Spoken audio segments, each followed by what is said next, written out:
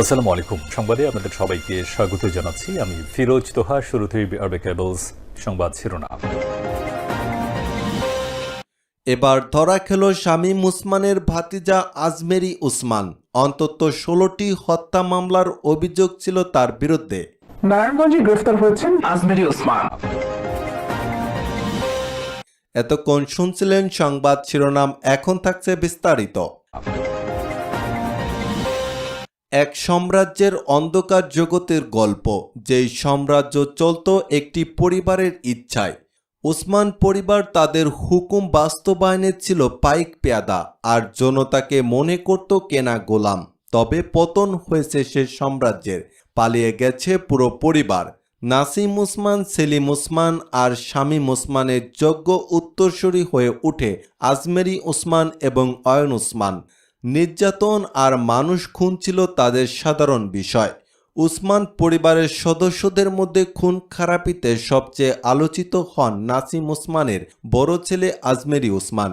অন্তত 16টি হত্যার সাথে জড়িত থাকার অভিযোগ নিয়ে শহর দাপিয়ে বেড়াতেন তিনি।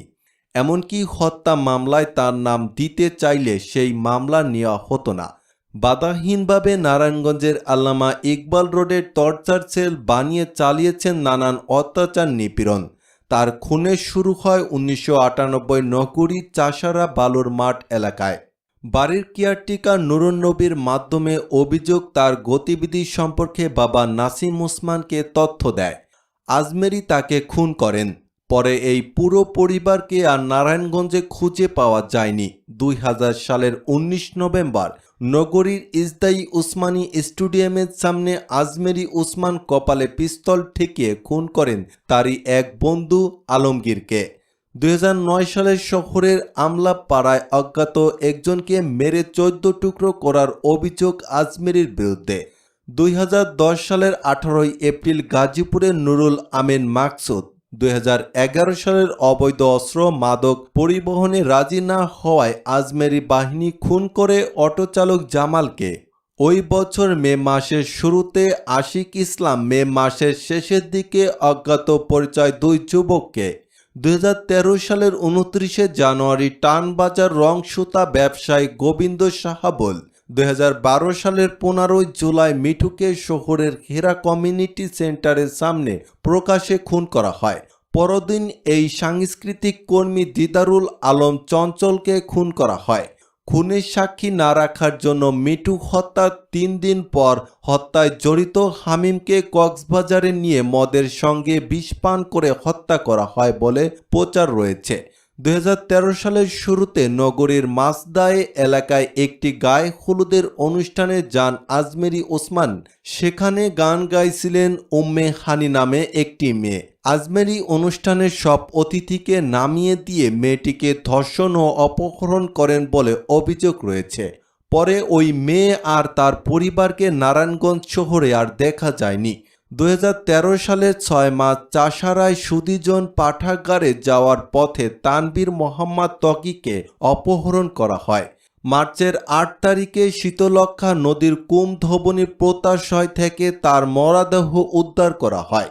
এ হত্যা মামলায় গ্রেপ্তার হওয়া আজমেরীর ঘনিষ্ঠ সহযোগী সুলতান শওকত ভুবন 2013 সালের 13 নভেম্বর আদালতে স্বীকারোক্তিমূলক জবানবন্দি দেন।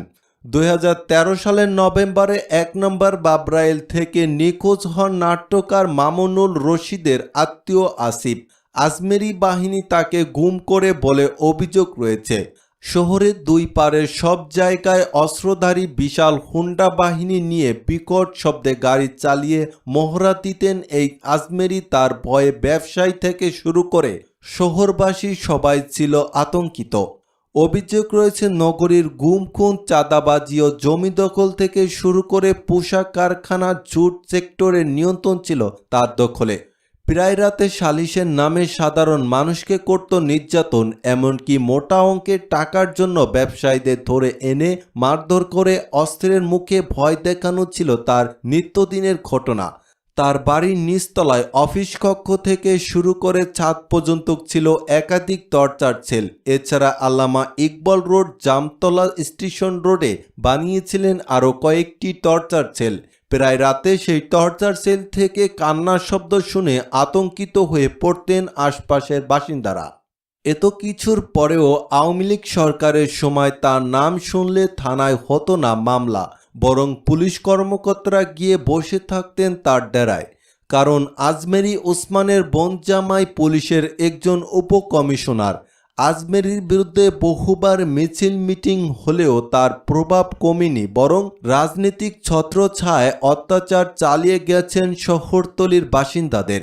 সবশেষ কোঠা আন্দোলনের সময় তার বাহিনীর অস্ত্রধারী হামলা চালায় ছাত্র জনতার উপর। আন্দোলন দমাতে আধুনিক অস্ত্র হাতে নিয়ে নামে শামীম ওসমান সহ পরিবারের সদস্যরা। শামীম ওসমান নিজেই গুলি চালান জনতার ওপর। গুলি করে অয়ন ওসমান ও শামীম ওসমানের ছেলে অয়ন ওসমানের দাপটে কাঁপত নারায়ণগঞ্জ ছাত্রলীগ। নিয়ন্ত্রণের দায়িত্ব ছিল তার। অভিযোগ ছিল আধিপত্য আর চাঁদাবাজি। আওয়ামী লীগ সরকার ক্ষমতায় থাকা অবস্থায় নারায়ণগঞ্জে একচ্ছত্র আধিপত্য বিস্তার করেছিলেন নারায়ণগঞ্জ ৪ আসনের সাবেক সংসদ সদস্য শামীম ওসমান।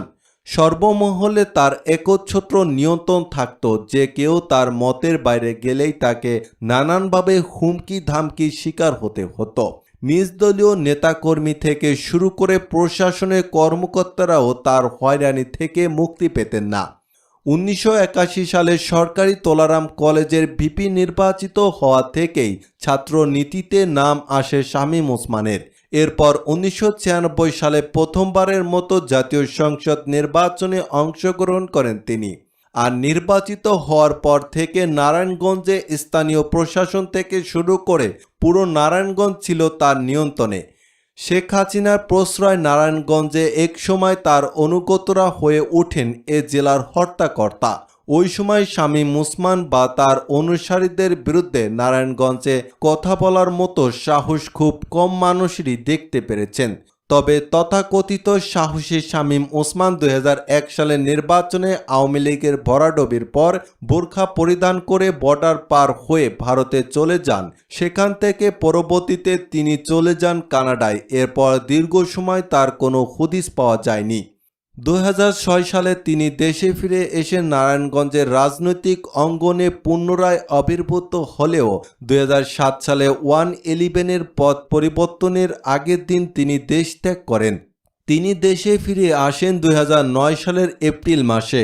আওয়ামী লীগ ক্ষমতা গ্রহণের পর 2011 সালের নারায়ণগঞ্জের মেয়র নির্বাচনে তিনি প্রতিদ্বন্দ্বিতা করেন, কিন্তু ততদিনে মাঠে নতুন খেলোয়াড় হিসেবে আবির্ভূত হন সেলিনা হায়াৎ তায়েবী। তায়েবীর কাছে শামীম ওসমানকে বিশাল ব্যবধানে পরাজিত হতে হয়। 2014 সালের নির্বাচনে প্রায় অভিনেত্রী সারা বেগম কবিরকে বাদ দিয়ে আওয়ামী লীগ সরকার নারায়ণগঞ্জ 4 আসনে এই বিতর্কিত শামীম ওসমানকেই মনোনয়ন দিয়েছিলেন। 11-র পরিবর্তনের পর ফখরুল উদ্দিন ও মঈনুদ্দিনের সরকার দুর্নীতিবাজদের তালিকা করতে নির্দেশ দিয়েছিলেন দুর্নীতি দমন কমিশন বা দুদককে। ওই সময় দুদক ঘোষিত শীর্ষ 50 দুর্নীতিবাজের মধ্যে 9 নম্বরে ছিলেন শামীম ওসমান। গ্রেপ্তারি পরোয়ানা জারি হয়েছিল তার বিরুদ্ধে, কিন্তু বিদেশে পলাতক থাকায় তাকে সেই সময় গ্রেপ্তার করা যায়নি। আদালতে সেই সময় শামীম ওসমানের অস্থাবর সম্পত্তি ভোগের নির্দেশ দিয়েছিল। নারায়ণগঞ্জের টানবাজার